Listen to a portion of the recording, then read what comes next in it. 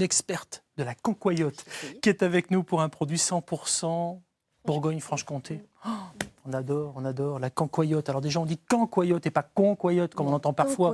Ça, c'est très parisien, hein, quand on voit des choses concoyote et tout. C'est concoyote. Concoyote, que les choses soient claires. Allez, son histoire, sa fabrication, sa candidature à l'IGP, je veux tout savoir. Oui. Alors, c'est un produit très ancien.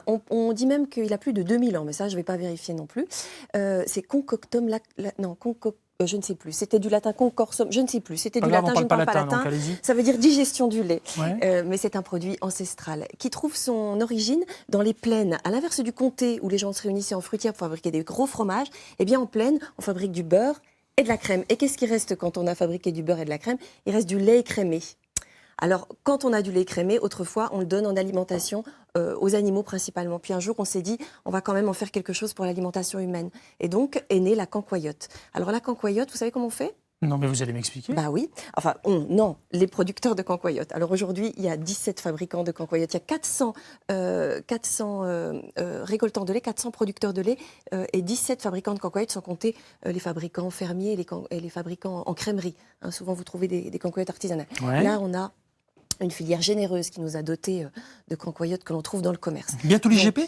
Ah ben on espère. Hein. Ils y croient et on y va, oui, bien sûr. Géographique protégée. Alors ça, ce sera justement pour ancrer cette concoyote dans son territoire. Le territoire, à l'origine de la concoyote, c'est la Haute-Saône. Donc je reviens à mon histoire de plaine et à mon histoire de fabrication. Donc on a du lait écrémé que l'on fait cailler. Et puis la matière sèche, on la presse. On obtient un pain de méton qu'on égrène ensuite pour obtenir ceci. Ça, c'est le méton blanc. Ce qu'on voit là. Ce qu'on voit là, okay. Voilà, celui-là. Alors, je ne sais pas si on le voit bien à l'écran, donc c'est le plus blanc. Et savez-vous ce qui sépare celui-ci de celui-là?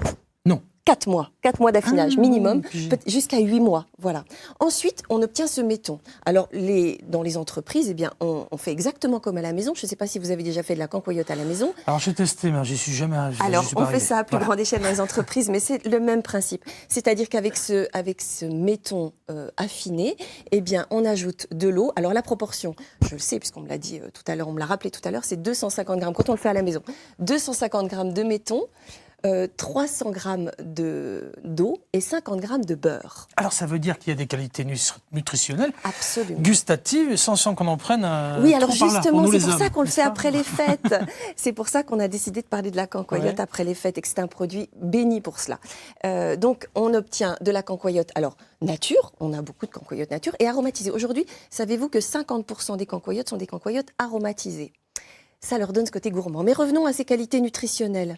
On a donc du lait écrémé, du beurre un petit peu, de l'eau évidemment, et donc on obtient en moyenne un produit qui affiche 8% de matière grasse. Ah oui. C'est vraiment pas beaucoup par rapport à un fromage, normal. On peut le manger à la cuillère, autrement dit. 8% de matière grasse et beaucoup de moins de lactose que dans n'importe quel fromage, ce qui fait qu'il a une digestibilité fabuleuse. Dites donc, ça peut remplacer la crème fraîche, la concoyote? Alors justement, donc on va sortir un petit peu la concoyote du plateau de fromage. On a l'habitude de le manger sur le plateau de fromage, sur les assiettes comtoises, vous savez que les pommes de terre, la saucisse de morteau, voilà, chaude. Mais là, moi, je vous propose effectivement de l'amener en cuisine et de remplacer la crème fraîche. Par exemple, dans la soupe, vous faites n'importe quelle soupe aujourd'hui, vous choisissez une concoyote, alors nature ou aromatisée, et puis vous avez quelque chose d'onctueux, de gourmand. On peut aussi l'imaginer sur des pâtes.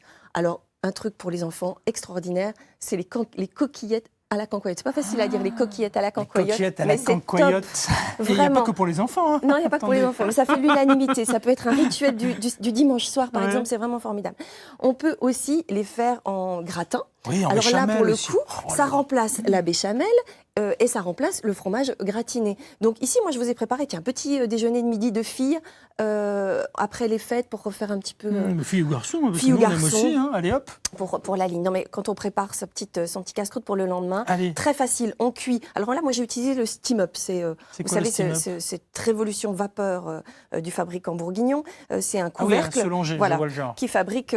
L'inventeur de la cocotte minute, pour voilà, ceux qui et cherchent. qui aujourd'hui fait des appareils vapeur formidables. Donc vous posez votre appareil sur un récipient dans lequel vous avez mis par exemple des endives, et puis ensuite il ne reste plus qu'à entourer les endives de jambon comme je l'ai fait là, et de napper de concoyote. Alors on peut choisir une concoyote aromatisée, par exemple ici au morille, aux noix.